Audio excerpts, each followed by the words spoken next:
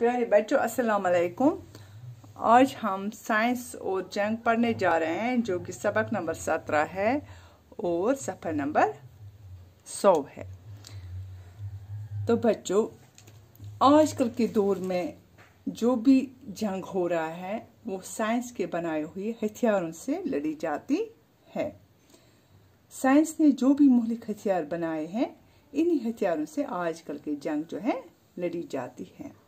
अगर हम पहले ज़माने की बात करें तो इन दिनों जो लड़ाई होती थी, जो जंगें होती थी दो मुल्कों के दरमियान, जिस मुल्क के पास ज़्यादा फौज होती थी और जिस मुल्क के पास ज़्यादा ताकतवर बहादुर फौज होती थी वही मुल्क जंग जीता था। लेकिन आजकल इसके बिल्कुल बरअक्स हैं। आजकल की जो जंगें होती हैं वो वही मुल्क जीतता है जिसके पास ज़्यादा मुहलिक हथियार हैं। जैसे कि हम बात करें चाइना की, अमेरिका की, फ्रांस की, इसी तरह रशिया था पहले, अब इतना नहीं है। तो इन मुल्कों की बात अगर हम करेंगे तो वो जो है वो जंग जीतते हैं बाकी मुल्कों के बरअक्स। तो जो पहले जंग होती थी वो बिल्कुल महदूद होता था, दो मुल्कों के दरमियान वो जंग होता था।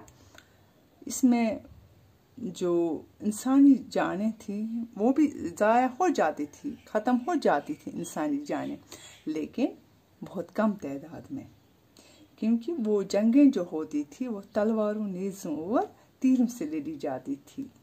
इसमें भी तबाही होती थी लेकिन बहुत कम। लेकिन आजकल के जो जंगें होती हैं इसमें सिर्फ तबाही हर तरफ है। वो सिर्फ दो मुल्कों के दरमियान ही नहीं रहता है, तकरीबन ये सारी दुनिया को अपने लपेट में ले लेती है। आजकल की जो जंग होती है, जो साइंस की सबसे ख़तरनाक ईजाद है वह है एटम बम, हाइड्रोजन बम और इसी तरह तबाहकुन मिसाइल हैं।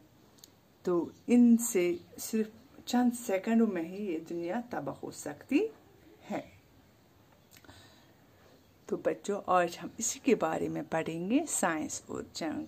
अपनी बुक अच्छी तरह से देख लें, आप भी खोलें अपनी बुक और इसी की तरफ तवज्जो दें।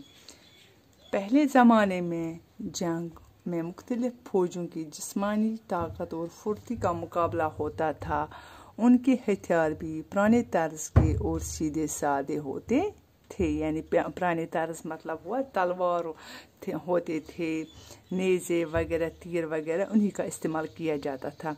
जीत उसकी होती थी जिसकी फौज तादाद और ताकत में बेहतर होती, जिसकी फौज ज़्यादा बहादुर होती और जिसके पास ज़्यादा फौज होती थी वही जंग जीतते थे और हथियारों को इस्तेमाल करने की मशक में ज़्यादा माहिर होती।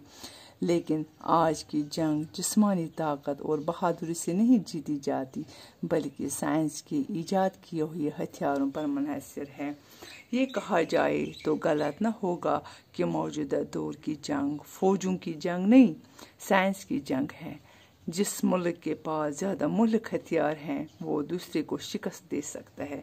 जैसे कि हम इसराइल की बात करेंगे, बहुत छोटा मुल्क है लेकिन फौजी एतबार से और इनके पास जो ये मुल्क हथियार है ज़्यादा वाफिर मिकदार में मौजूद हैं। तो ऐसे मुल्क जो हैं और मुल्कों को शिकस्त दे सकते हैं। पहले जंग का दायरा बहुत महदूद होता था। अब दुनिया के मुख्तलिफ ममालिक के फासले मिट चुके हैं। एक मुल्क की लड़ाई का असर दुनिया के दूसरे ममालिक पर भी पड़ता है। इसलिए आज जब कोई जंग छिड़ती है तो इसकी आग दो ममालिक के दरमियान ही नहीं रहती बल्कि दुनिया को अपनी लपेट में ले लेती है। अब जंग के मोर्चे सिर्फ मैदान में नहीं बल्कि हवा और पानी में भी कायम होते हैं। पहले जंग की तबाहकारी और बर्बादी मैदान जंग या मुखालिफ ममालिक की सरहद पर होती थी, लेकिन साइंस के बनाए हुए मुल्क हथियार बेगुनाह आवाम के घरों, मस्जिदों, मंदिरों, स्कूलों और अस्पतालों को भी अपनी लपेट में ले लेते हैं। तलवारों, नेज़ों और तीरों की लड़ाई में बहुत सी इंसानी जानें ख़त्म होती थी, लेकिन बमों की तबाही इनसे हज़ारों नहीं बल्कि लाखों गुना ज़्यादा है।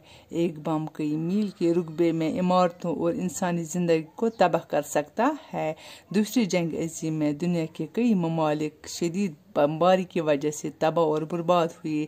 इसी तरह अफ़गानिस्तान और इराक़ पर अमरीकी बमबारी से लाखों इंसान बेगुनाह मारे गए। अगर साइंस ने ख़तरनाक बम और जंगी जहाज़ और जंग के दूसरे असला न बनाए होते तो इतने बड़े पैमाने पर तबाही न फैलती। तो बच्चों, आज इतना ही। इंशाअल्लाह कल हम इससे आगे पढ़ेंगे। फी अमानिल्लाह। खुदा हाफिज़।